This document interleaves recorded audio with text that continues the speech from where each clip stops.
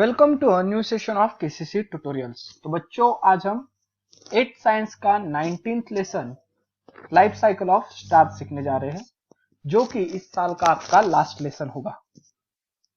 तो देख लो, स्टार्स के बारे में, प्लैनेट्स के बारे में, होरोस्कोप क्या होता है, हॉराइजन क्या होता है, ये सब हमने 7th स्टैंडर्ड में थोड़ा बहुत देखा था।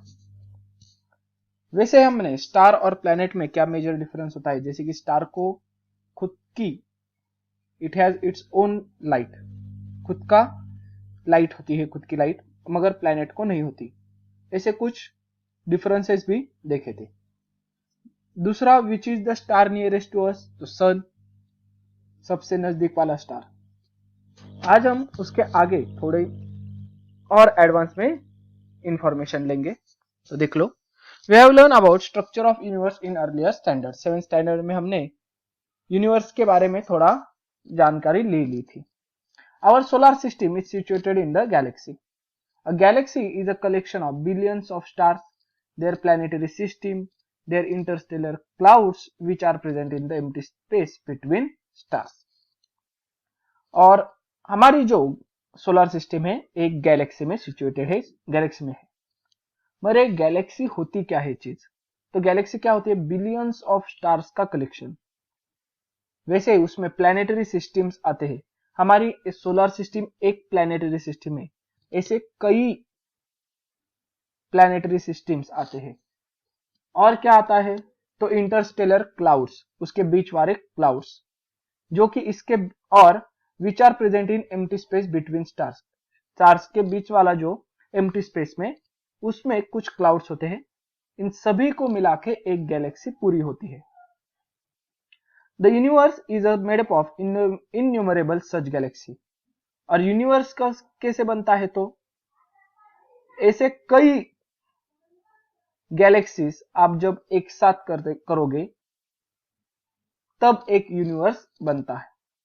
Galaxies differ in size and shape, इनका अलग अलग साइज और शेप होता है। मेनली इसके 3 टाइप्स है, गैलेक्सी के 3 प्रकार होते हैं। कौन से? तो स्पाइरल, इलिप्टिकल और इरेगुलर। कौन कौन से शेप होते हैं? आपको क्वेश्चन आ सकता है, what are the different types of galaxies? तो आपको क्या लिखना है? स्पाइरल गैलेक्सी, इलिप्टिकल गैलेक्सी और irregular galaxy. Our galaxy is a spiral galaxy, मगर हमारी जो गैलेक्सी है वो कैसी है? स्पाइरल शेप की। और it is also called as a milky way और मंदाकिनी। और इसका नाम क्या है? हमारे गैलेक्सी का नाम क्या है? मिल्की वे, नहीं तो मंदाकिनी। Then how did we obtain all the information about the universe? मगर अब प्रश्न ये आता है कि इस गैलेक्सी, यूनिवर्स, प्लैनेट, स्टार्स के बारे में हमें इंफॉर्मेशन कैसे मिली? तो if we look at the sky at the night we see only planets and star. जब हम रात के समय देखेंगे आकाश में तो क्या नजर आएगा? हमें प्लैनेट्स और स्टार्स नजर आएंगे। Then how did we get information about the other components of the universe? फिर हमें दूसरी जो चीजें हैं, दूसरे जो प्लैनेट्स है, दूसरी जो इंटरस्टेलर क्लाउड्स है, बिलियंस ऑफ स्टार्स जो हमसे बहुत दूरी पर है, उनके बारे में इतनी जानकारी कैसी है? तो the answer to the question is telescope. किसकी मदद से? टेलीस्कोप। आपने दूरबीन बड़ी सी देखी होगी, टेलीस्कोप। तो उसके यूज से हम इन सभी यूनिवर्सल गैलेक्सी की जो चीजें हैं, यूनिवर्स में जो चीजें हैं, उनके बारे में पता करते हैं। Several telescope are placed on the surface of earth. बहुत सारे ऐसे टेलीस्कोप हर एक देश ने अर्थ के सरफेस पर लगाए हुए हैं। भारत ने, रशिया ने, अमेरिका, चाइना, इन सभी ने अपने अपने जगह पर अलग अलग टेलीस्कोप लगाए हैं, जिनसे वो ऑब्जर्वेशन करते हैं यूनिवर्स का। While some other are kept abroad man-made satellite, और कुछ man-made satellites भी है which are orbiting the earth in a fixed orbit, जिसे हम उपग्रह बोलते हैं, man-made satellites। तो क्या होते हैं? वो हमारे अर्थ के अराउंड चक्कर मारते हैं, अर्थ के अराउंड एक ऑर्बिट में चक्कर मारते हुए, जैसे कि मंगलयान देख लो, ऐसे अलग अलग क्या होते हैं, सैटेलाइट्स हम स्पेस में छोड़ते हैं और वो हमें सिग्नल के स्वरूप में पृथ्वी पर सभी यूनिवर्स में क्या हो रहा है, स्पेस में क्या हो रहा है, इन सभी चीजों का इंफॉर्मेशन देते हैं। As these telescopes are situated above the Earth atmosphere, they can observe astronomical objects more effectively. और ये क्या है, अर्थ के एटमॉस्फेयर के ऊपर है, तो जितनी सारी एस्ट्रोनॉमिकल ऑब्जेक्ट्स है, यानी कि स्पेस में जितनी सारी एस्ट्रोनॉमिकल ऑब्जेक्ट्स है, अलग अलग ग्रह, तारे, जो कॉमेट्स रहते हैं, मीटियोर्स होते हैं, इन सभी चीजों का मोर इफेक्टिवली, बहुत अच्छी तरीके से ऑब्जर्वेशन कर सकते हैं। Astronomers study the observation made by all this telescope. Astronomers यानी कि इन सभी एस्ट्रोनॉमिकल चीजें का, जो अंतरिक्ष में चीजें, इनका अभ्यास करने वाले लोगों को हम बोलते हैं एस्ट्रोनॉमर्स। ये क्या करते हैं, इस सभी जो हमें इंफॉर्मेशन मिली है उसकी स्टडी करते हैं। We are going to learn about all this in the higher standard, और इन सभी के बारे में हम higher standard 9th 10th standard में सब पढ़ने वाले हैं। Let us learn about the properties of star and their life cycle. मगर इस साल हमें 8th स्टैंडर्ड में क्या है, तो स्टार्स की क्या अलग अलग प्रॉपर्टीज होती है और इनकी लाइफ साइकिल, यानी कि जैसे ही ह्यूमन बीइंग का कैसे होता है लाइफ साइकिल, पहले छोटा बच्चा होता है, बराबर, वो बड़ा होगा, एक यंग बन जाएगा, उसके बाद अडल्ट बन जाएगा, 40-60 एज, उसके बाद उसका बुढ़ापा चालू होगा और वो खत्म हो जाएगा, मर जाएगा। ऐसे ही स्टार्स की भी लाइफ साइकिल होती है, इसके बारे में हम पढ़ने वाले हैं। उससे पहले आपको 19.1 में एक फिगर दी है, देख लो। The figure shows spiral galaxy, our solar system is situated in similar galaxy. Spiral galaxy क्या होती है वो भी बता देता हूं, देख लो कि एक बीच में आपको यहां पर सेंटर नजर आ गया, आता होगा, और उसके भीतर ऐसे स्पाइरल, जैसे हमारा दिवाली का एक फटाका होता है भूचक्र, वैसे कुछ इसका स्ट्रक्चर होता है, देख लो। आया समझ में, इसे हम बोलते हैं स्पाइरल गैलेक्सी। इलिप्टिकल गैलेक्सी कैसे होती है, तो अंडे के शेप जैसी जो गैलेक्सी होती है उसे बोलते हैं हम इलिप्टिकल गैलेक्सी। और इरेगुलर गैलेक्सी यानी कि उसका कुछ भी आकार हो सकता है। आगे समझ में तीनों को प्रकार। अब नेक्स्ट टॉपिक हमारा जो है वो है प्रॉपर्टीज ऑफ स्टार। तो हम प्रॉपर्टीज ऑफ स्टार देखते हैं। At night we can see about 4000 stars with our naked eyes. हम हमारी खुली आंखों की मदद से, यानी कि कोई भी दूरबीन नहीं लेना, टेलीस्कोप नहीं लेना, सिर्फ अपनी खुली आंखों से हम लगभग 4000 स्टार्स अलग अलग देख सकते हैं। Sun is an ordinary stars among them, और इनमें से ही एक सामान्य ऐसा स्टार है सन। अब सामान्य क्यों है, क्योंकि इन 4000 जैसे स्टार है वैसे ही ओ है। The reason to call sun as an ordinary star is that even though it appears larger than all other stars in sky। अब हमने सन को, अब देख लो यहाँ पर आपको क्वेश्चन आ सकता है, क्या आ सकता है कि सन को यहाँ पर ऑर्डिनरी स्टार क्यों कहा गया है। The reason to call the sun as a ordinary star is that, इसका रीजन क्या है, though it appear to be larger than all other stars, यानी कि जितने सारे अलग अलग स्टार्स है इनसे हमारे पृथ्वी से सन तो बड़ा दिखता है, मगर because of its being nearest to us there are billion of stars which are higher और lower mass size and temperature than those of the sun. इसका रीजन क्या है, ये तो नियरेस्ट है अर्थ के, इसीलिए हमें बहुत बड़ा दिखाई देता है, मगर ऐसे सन जैसे बिलियंस ऑफ स्टार्स है यूनिवर्स में, जिनका मास यानी कि जिनका वस्तुमान सन से बड़ा भी है और सन से कम भी है, जिनका टेम्परेचर सन से ज्यादा भी है, जिनका टेम्परेचर कम भी है, जिनकी साइज सन से बड़ी है, सन से कम है, ऐसे बिलियंस ऑफ स्टार्स यूनिवर्स में है। इसीलिए हमने सन को एज एन ऑर्डिनरी स्टार कहा है।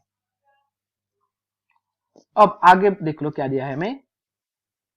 Stars are gigantic spheres of hot gas. Star क्या होता है, तो बहुत बड़ा एक गर्म गैस का गोला होता है, जिस some properties of sun are given in below the table. अब ये कुछ प्रॉपर्टीज है। Hydrogen makes up 72% of the mass of the sun, और जितना सारा मास है ना सन का, तो उसमें 72% मास सिर्फ हाइड्रोजन का है और हीलियम का 26% है। यानी कि अगर हम बोलेंगे अगर कि सन का मास 100 केजी है, सन का मास मान लेते हैं 100 केजी है, तो उनमें उसमें से 72 केजी हाइड्रोजन है, 26 केजी हीलियम है, और 2% जितना बड़ा बचा है ना 2%, वो क्या है, elements heavier than helium. Helium से जो कुछ ज्यादा वजन वाले एलिमेंट्स है वो है। ऐसे 3 चीजों से मेनली सन बना है, हाइड्रोजन, हीलियम और 2% अलग अलग रेस्ट ऑफ द एलिमेंट्स। अब प्रॉपर्टीज पढ़ता हूं, देख लो सन की। इसका मास कितना है, तो 2 मल्टीप्लाई बाय 10⁻30 केजी। यानी कि इसका मतलब क्या होता है वो भी बता देता हूं।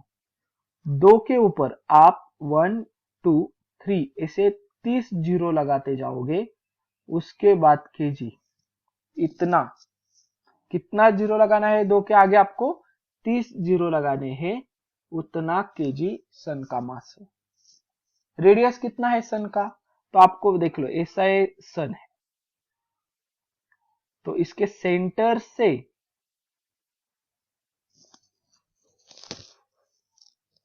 जो बाउंड्री पॉइंट होगा सन का, उस वहां तक का डिस्टेंस वो होगी रेडियस ऑफ द सन।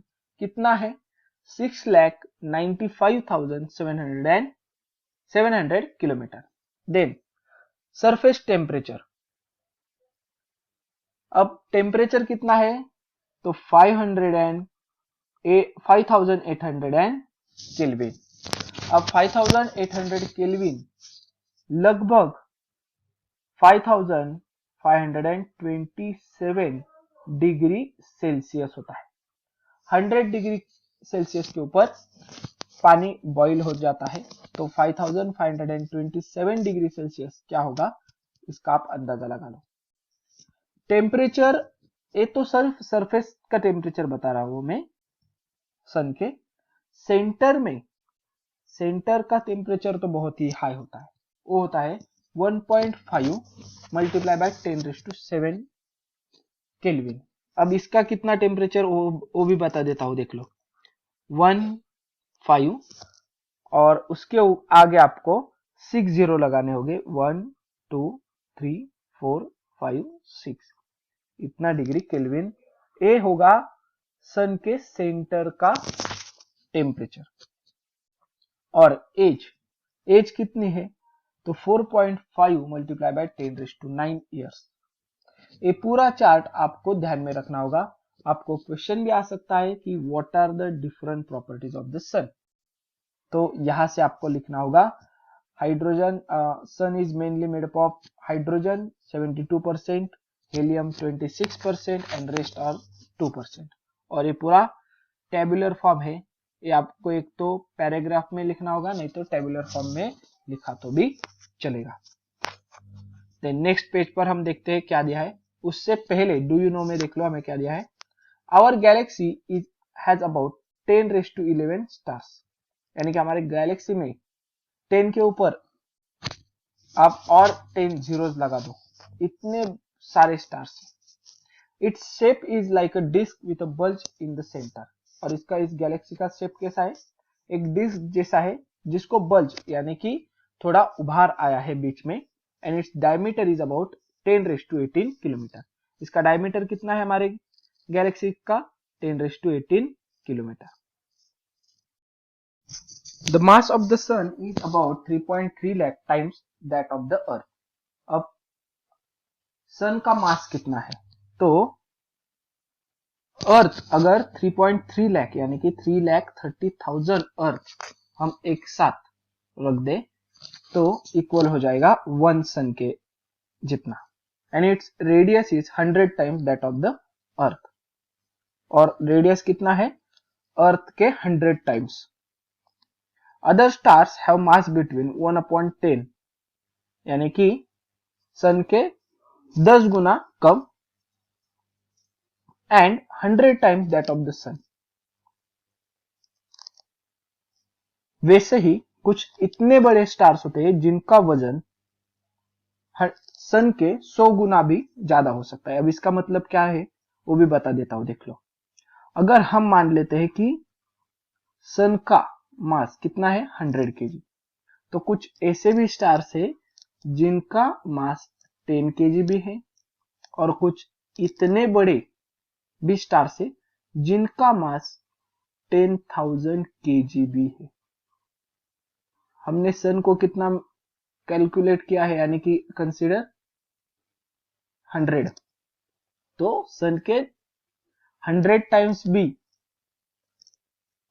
मास होने वाले भी कुछ ऐसे स्टार्स है, और सन के 1/10 यानी कि 1/10 मास होने वाले भी कुछ ऐसे स्टार्स है।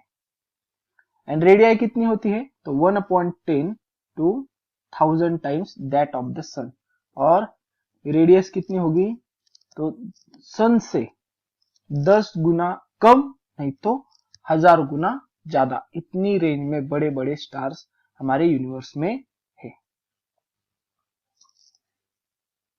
The age of the sun and other stars, which is the time elapsed after their formation, can be between few million years to few billion years.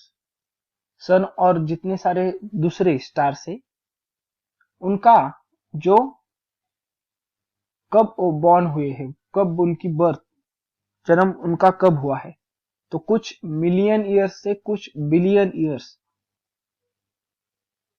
ये उनकी एज है। If the properties of sun had changed in its lifetime, it would have caused changes in the properties of earth and in the life of the earth. अगर सन की property change हो गई तो अर्थ की भी प्रॉपर्टी चेंज होने वाली है, और उसकी जो लाइफ है अर्थ के ऊपर जो लाइफ अभी जिंदा है उनकी भी प्रॉपर्टी चेंज होगी।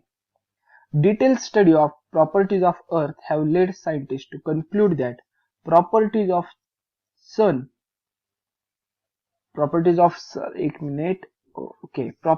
sun have remained unchanged over its lifetime, that is past 4.5 billion years।